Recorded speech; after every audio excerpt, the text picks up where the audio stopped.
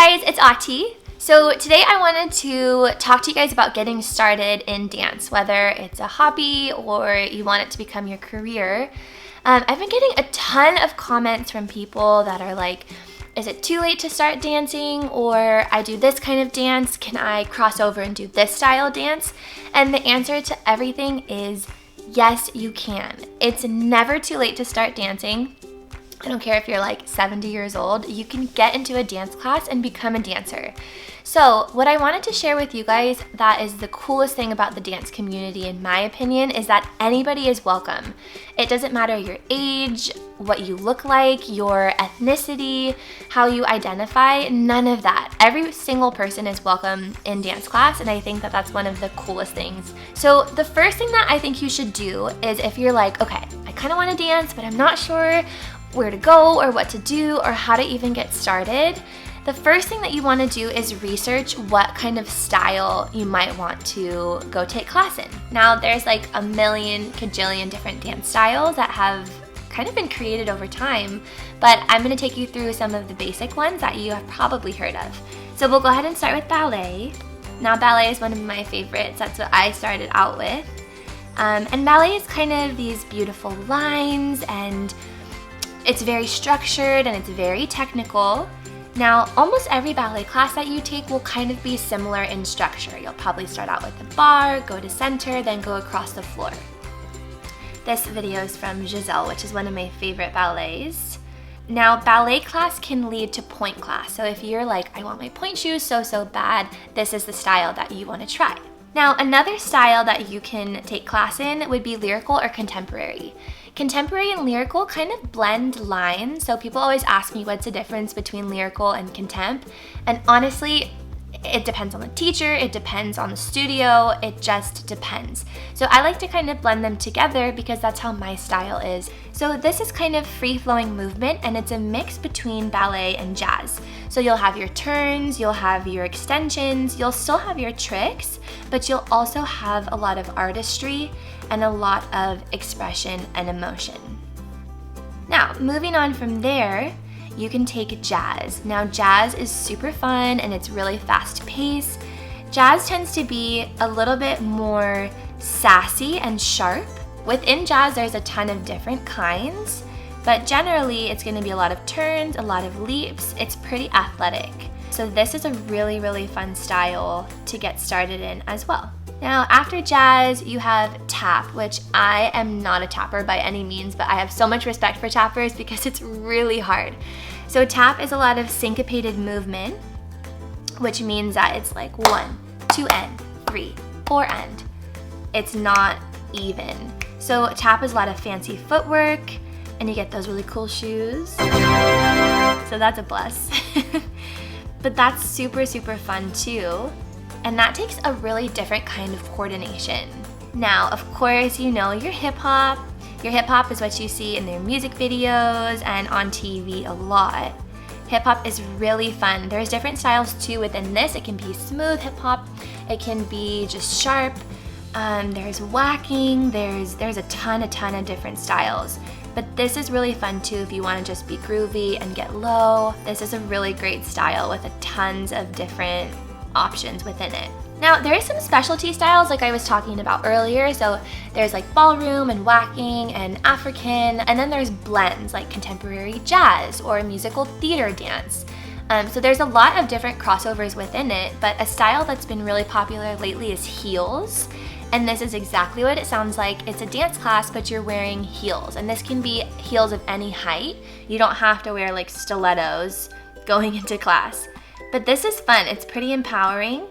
And it's a little bit of jazz and hip hop and just major attitude. So that's kind of a specialty one that's become really popular lately. After you've decided what style you want to go take, the next thing you have to do is research the different studios and dance programs that are in your area. So the best way to do this, because if you do a Google search, there's going to be a ton of studios that pop up. The best way to do it, I would say, is to go to their website, See how put together it is. And read the teacher biographies. These are people that are going to be teaching you, so you want to see where they've studied. Maybe they have their degree in dance, or they've trained with really incredible instructors. Be picky on who's teaching you, because you want to make sure that you're getting the best advice and the best training, basically. Now, once you're like, okay, I know what style I want to take, I know where I want to go, call in the studio and ask to do a drop-in class. So when you're trying stuff out, you don't have to commit to like a full year of dance. Not at all. You can go in, you can take a trial. They're generally between like $15 to $25 each class. So what you would do is you would call and say, hey, I want to take this class. I would love to do a drop-in. And they'll say, okay, great, come on in. Hopefully they're that nice. So you would go into the class, try it out, see if you like it, and then you can commit from there. Now, one piece of advice I have is don't buy a ton of expensive dance stuff until you know what you're gonna take. So for example, if you're gonna go to a drop-in ballet class, I would just wear black leggings, a black tank top, and you can ask them if they have shoes that you can borrow at the studio. A lot of dance studios tend to have spare ballet shoes, jazz shoes, tap shoes for this exact reason. Don't go spend like $100, $200 on dance stuff only to find out that you don't want to take that class. And then if you're doing like a drop-in lyrical or a drop-in contemporary class, maybe even jazz, just do leggings and a form-fitting tank top and socks. Don't stress out too much about it. Now comes the easy and fun part, to just dance. Just enjoy what you're doing. Don't compare yourself to other people. You want to progress each week for yourself. So work super hard in class, listen to your teachers, be a good student, and I promise you that you will improve.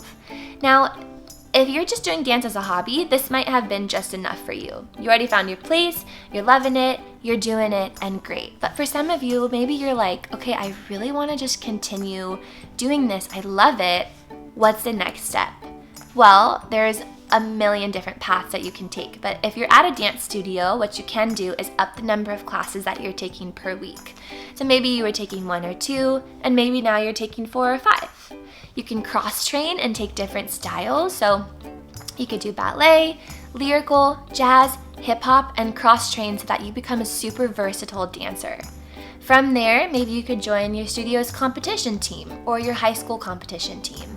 And this is where you would go and travel and compete at different regional and national competitions.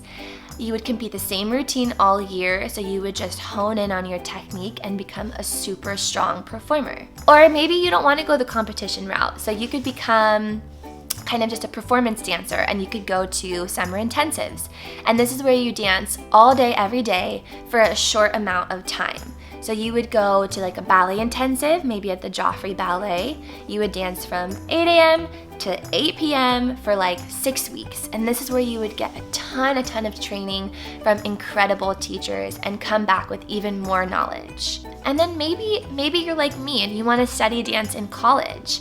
There's so many different routes you could take. You could do dance with an emphasis in choreography or dance with an emphasis in performance. There are so many different paths that you can go down, and I think that that is the coolest thing.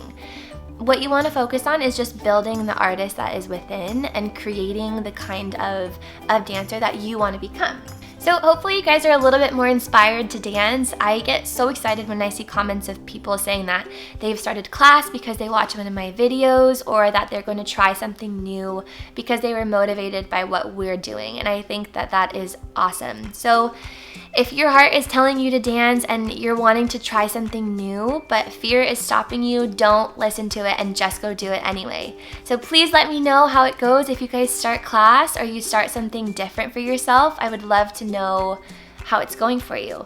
If you guys want to know more about anything that I talked about in this video, maybe college dance programs or summer intensives or anything else that has to do with dance, comment below and let me know. I'll see you guys next week. Thank you for watching.